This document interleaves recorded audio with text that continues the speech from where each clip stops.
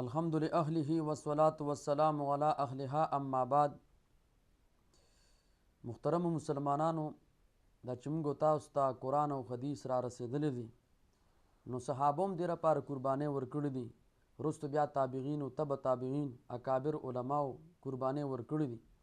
په دې بغداد کې حضرت شیخ عبدالقادر جیلانی رحمت الله علیه چې د جیلان هغه اوسیدونکي دي، طبقات حنابله کې د دا واقع ذکر کړی ده.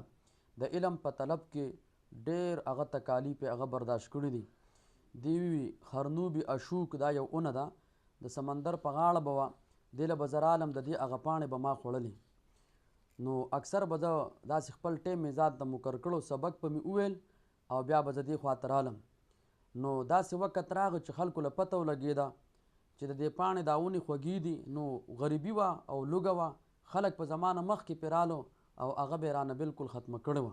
دې کې څو ورځې په ما باندې هغه نهرې تېرېدلې. آخر دا چې د سمندر هغه کناره باندې به زه دغه شان پروت وم، بس بیا مې بیخي د ځان نه امید هغه ختم شلو. یو مسجد ته رالم او د مرګ په انتظار باندې یو ګوټ کې ناست یم.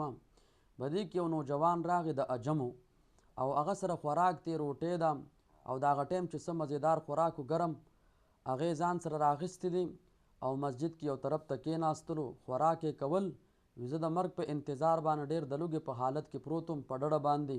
وي دې نوجوان ته مې داسې کتل، ویل چې هغه چې څنګه خوراک کوي نو زما خوله بې اختیاره د ډېرې لوږې د وجې بې اختیاره کولاویږي. وي ما ویل چې دی به ما ته اوس اواز راکړي. نو په دغه دوران کې د دې نوجوان په ما باندې هغه نظر شو، وي ما ته دعوت راکړو، وي ما انکار وکړو. آخر دا چې ډېر اصرار یې وکړو، وي ډېر داسې په ټیلو ټیلو ډېر بې انتهایي لوږې اخیستې ومه. خوا ته ورغلم، وي ما ته تپوس وکړو چې ته څوک یې؟ وي ما ته چې زه د عجمو یو نوجوان یم او تاسو دا پیژنئ چې ابو عبدالله سومغي درویش انسانو د هغه یو نوسي و عبدالقادر جیلانی رحمت الله علیه. دا رحمت الله علیه هم اوس وایي چې وفات دی.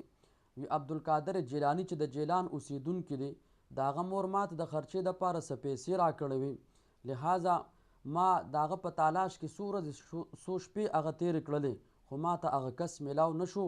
حضرت وی جیلانی صاحب چې زما په سترګو کې اوښکې رالې چې هغه کس هغه شخصیت نن ستا مخې ته هغه ناست دی چې څنګه دا خبره وکړه. دغه نوجوان رنګ یې بلکل بدل شو، نوړی ترې پرېوتله، یو ډېر ګبراهټ او یره پرې راله. ورته وي چې دا پیسې دا چې ما پې کوم خوراک اخیستی دی، وي دا ستا مور ما ته راکړو چې عبدالقادر بچی مې علم دپاره هغه وتلی دی او خرچه به ورسره ختمه شوي، نو دا پیسې ته هغه ته ورسو. ډېر ورځې وشوې به دې بازارونو کې ښار کې ګرځم، چا راته ستا پته هغه را نه کړله. آخر زم داسې ومه چې ما سره خپله خرچه ختمه شوله، نو ستا به دې پیسو باندې ما دا روټۍ واخیستله، لہذا دا پیسې هم کومه بقایه پاتې وه هغه یې ورته ورکړله او خوراک یې ورته ورکړلو واپس. هغه ورته وي جیلانی صاحب چې حضرت بلکل بس ما معاف کړی او راځه دا روټۍ به هغه په شریکه باندې وخورو.